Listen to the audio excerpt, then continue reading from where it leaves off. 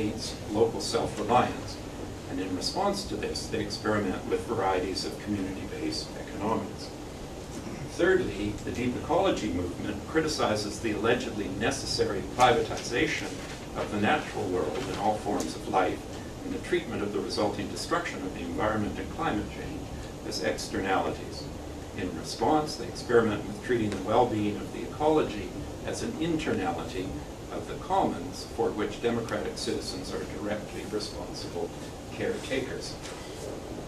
Fourth, the peace and nonviolent movements criticize the premise of modern citizenship that war and violence are the means to democracy and peace. Rather, they argue that this premise leads to coercive marketization, low-intensity democracy, and endless war. Fifth, the worldwide cooperative movements criticize the granting of Tier 1 rights to multinational corporations on the one hand and to large state-run enterprises on the other, as the very institutional basis of what they call predatory globalization. Alternatively, they experiment with nonviolent, democratically organized citizen cooperatives to provide the goods that private corporations are supposed to provide under modern citizenship. In all these examples, finally, grassroots responsible citizens challenge the basic premise that the huge concentrations of power that cause the global problems should be somehow shielded from internal democratization by all people affected by them. These citizens seek to extend basic democratic norms from the public sphere into what under modern citizenship would be seen as part of the private sphere. That is, they criticize the enclosure of citizens' responsibilities within official representative institutions and public spheres and the reduction of their responsibilities to communicative capacities and influence power. Alternatively, they experiment with repatriating the capacities of popular sovereignty or self-government and exercising these capacities themselves.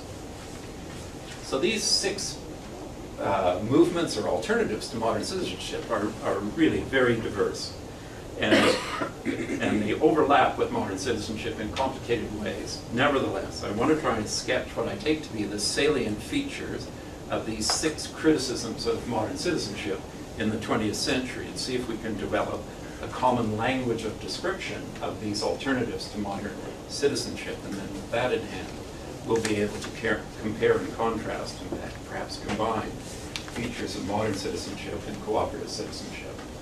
So now I'm just going to pause for a second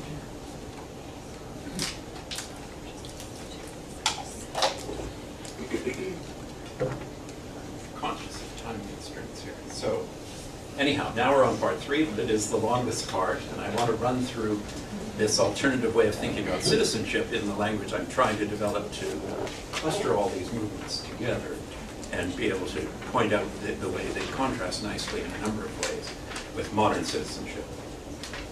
So let's set aside that whole perspective of modern citizenship. That's the perspective of citizenship seen from the heights of historical processes, official institutions, states, spheres, legal rights and duties that are all said to be the very precondition of us being able to participate as citizens.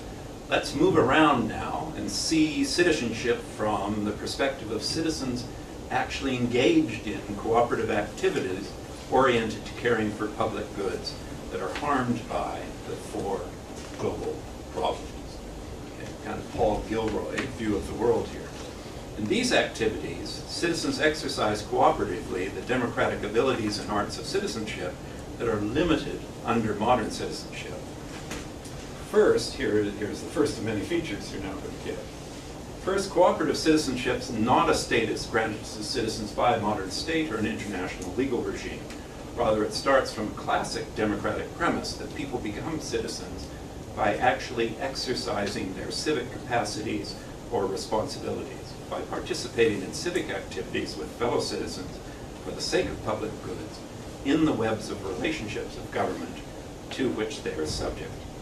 People acquire the democratic form of subjectivity and intersubjectivity, as well as the complex arts of being a citizen, by engaging in public-oriented activities for the sake of public goods. This is the starting point for thinking about citizenship that accords with the dignity of self-governing peoples and persons. Secondly, cooperative citizenship, therefore, begins here and now in any and all relationships of power and governance in which we find ourselves in everyday life, across the public and private spheres. The moment an individual or a collective agent who is subject to or affected by a power relation that governs their conduct no longer unreflectively obeys that rule, but turns and becomes an active agent in and of the relationship, that subject, whether it's individual or collective, is on the road to becoming a citizen on this view. This proto-citizen form of agency begins to transform the power relationship from being a unilateral and monological relationship of command and obedience to an interactive and dialogical relationship in which the two partners, the governors and the governed, recognize and relate to each other as active agents of the relationship itself. Classically, the world of citizenship comes into being when citizens call into question some relationship that they bear as subjects. This emergence of democratic agency can occur in almost any kind of relationship of governance whatsoever. Children questioning relationships within the family, students raising a question about the pedagogical relationship in a classroom, oppressed people calling into question a relationship of exploitation and inequality, a religious minority calling into question the recognition aspect of the relationship they bear, consumers or producers or workers questioning the effects of their work relationships on the environment, and so on. When citizens bring a relationship of governance into question in these ways, they bring a taken for granted aspect of it out of the background routines of everyday life and bring it into the light of the foreground, that is, into the space of public questioning.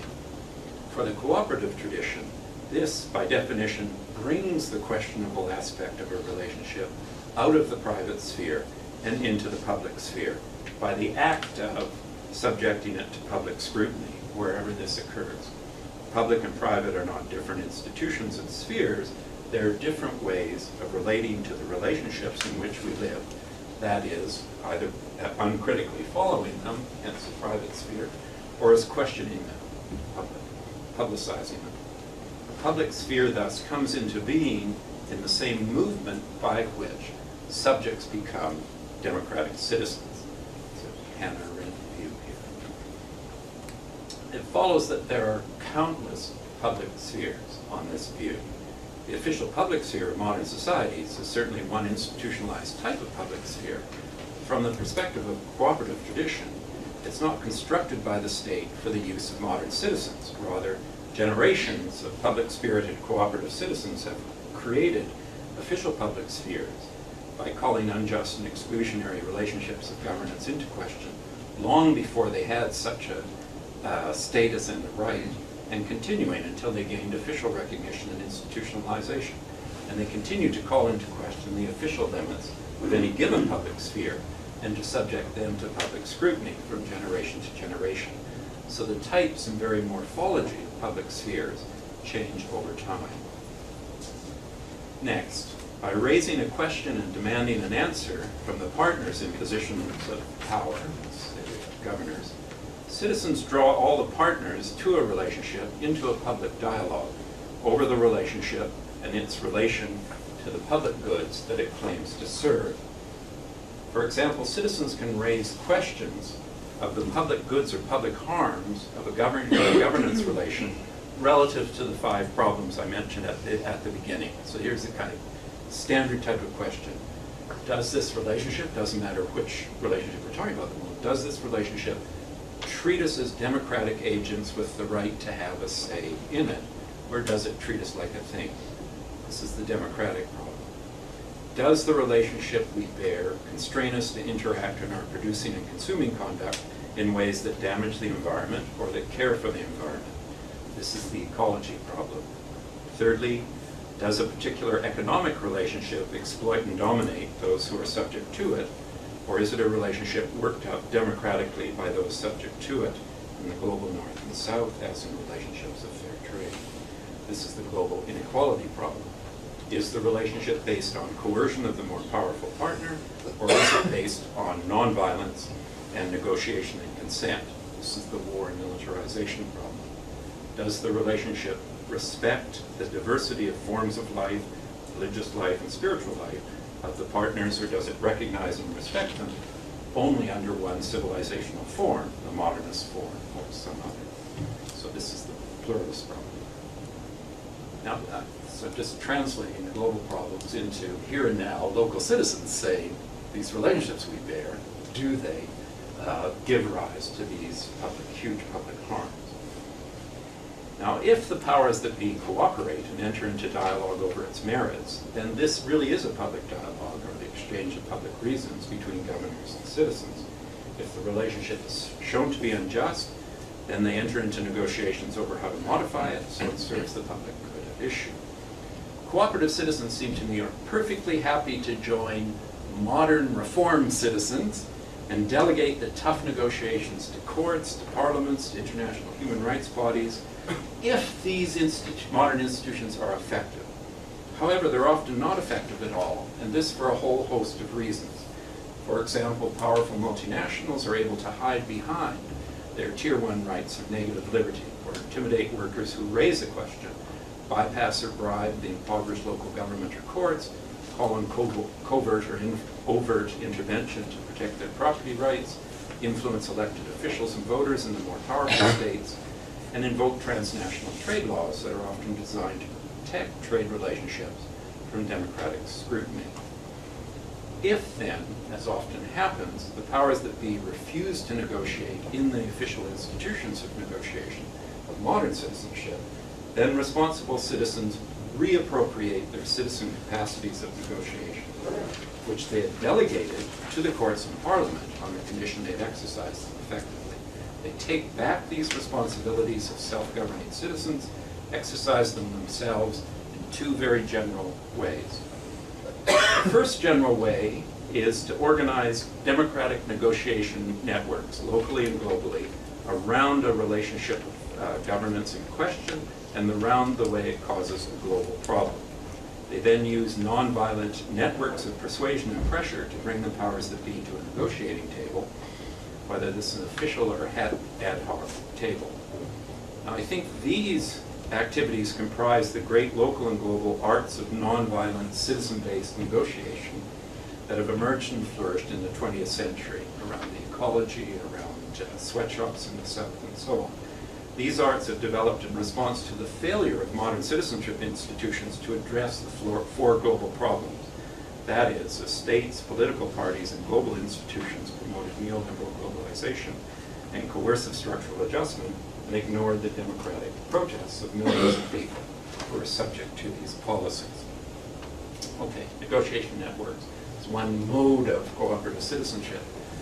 The second general way that citizens respond occurs when the powers that be refuse even to enter into these kinds of ad hoc or citizen-driven negotiations.